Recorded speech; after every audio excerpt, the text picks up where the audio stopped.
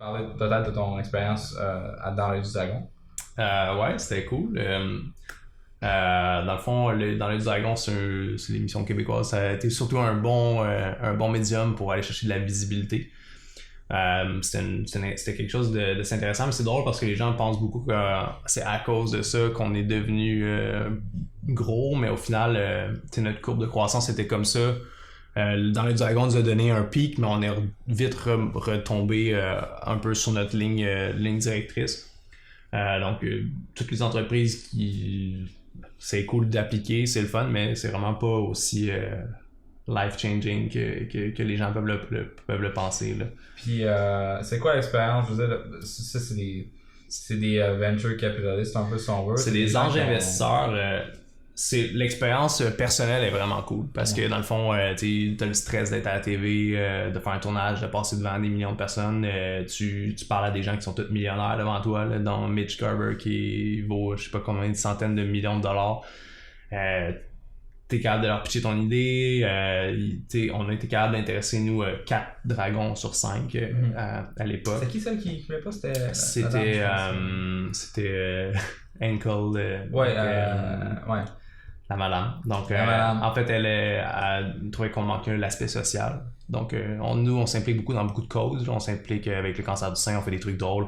On a toujours donné beaucoup en s'associant aux causes qui nous tiennent à cœur, mais on veut pas nécessairement trop le faire. Mais elle était du genre à vouloir qu'on, mettons, on vend un chandail, on en donne un. Ouais. Elle était très sociale, donc elle voyait un peu moins ça. Les 4 autres nous ont fait des offres. Puis après ça, c'est cool parce que tu rentres dans le processus de négociation avec ces gens-là. Une fois l'émission terminée, tu as tout le processus des due diligence. Donc, tu travailles avec des avocats, tu travailles avec des... C'est vraiment comme... tu es un peu comme dans la ligue des grands. Donc, l'expérience personnelle autour de ça est vraiment cool. Puis nous, même si au final, après quelques mois de discussion avec les dragons qui nous avaient donné le deal, ça n'a pas abouti. On a vraiment appris, ils nous ont vraiment aidés, c'est vraiment quand même cool ce volet-là. Puis, quelques mois plus tard, ça nous a donné un peu la confiance d'aller chercher un autre investisseur qui concordait peut-être un peu plus avec ce qu'on recherchait. Donc, c'était assez cool. Puis, si je peux finir dans le fond sur le plus global au niveau de l'entreprise, je pense que c'est important de s'entourer de bonnes personnes.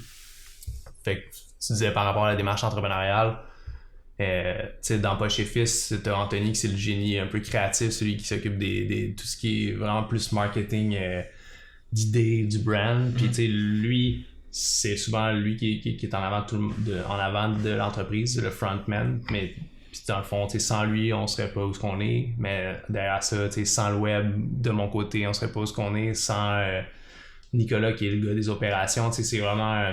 je pense que Anthony s'est entouré des bonnes personnes puis on s'est bien complété. Fait que dans le sens, si tu te lances en entreprise puis que tu as une compétence que tu n'as pas, ça peut être vraiment intéressant. Plutôt que de pas te lancer, ça peut être intéressant de juste trouver quelqu'un qui va venir compléter tes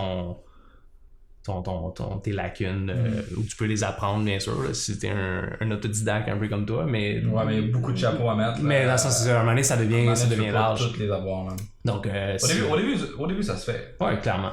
Mais aussitôt que ton entreprise commence à grossir, tu peux pas... écoute, juste au niveau de la fiscalité, de la finance, la comptabilité, relation client, développement du produit, technologie, puis non, c'est absolument. Engager tes employés, gérer tes employés. Non, tu peux pas tout faire ça.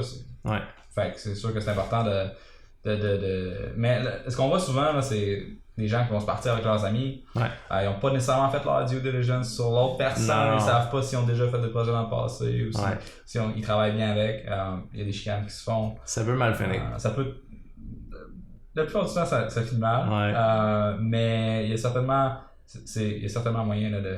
Comment est-ce que vous dealez avec 3 personnes? Je pense que c'est mieux que 2 parce que là, il y en a une qui peut trancher. Ouais. S'il y a des conflits d'opinion. En fait, je dirais que la première année, ça a été quand même assez... La lune de miel. Tumultueux. Ouais, non, c'était l'inverse, je te dirais. Ça a été tumultueux. Donc, on était 3 personnes avec des attitudes vraiment différentes. Moi, j'étais plus le gars qui travaille de nuit, qui travaille un peu de n'importe où.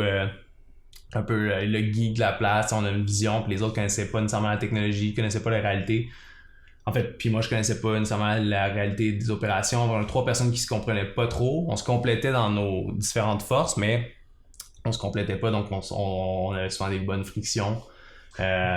Définitivement, c'est mieux 3 que 2 parce que là, il y a tout le temps un qui peut trancher, il y en a un qui peut essayer de faire voir les choses à l'autre d'un angle différent. Donc ça nous a vraiment aidé à passer à travers ça. Maintenant, ça va vraiment super bien. Puis on a même un 4e qui est notre investisseur mentor, qui est un peu plus vieux, qui lui ici amène un peu une autre vision.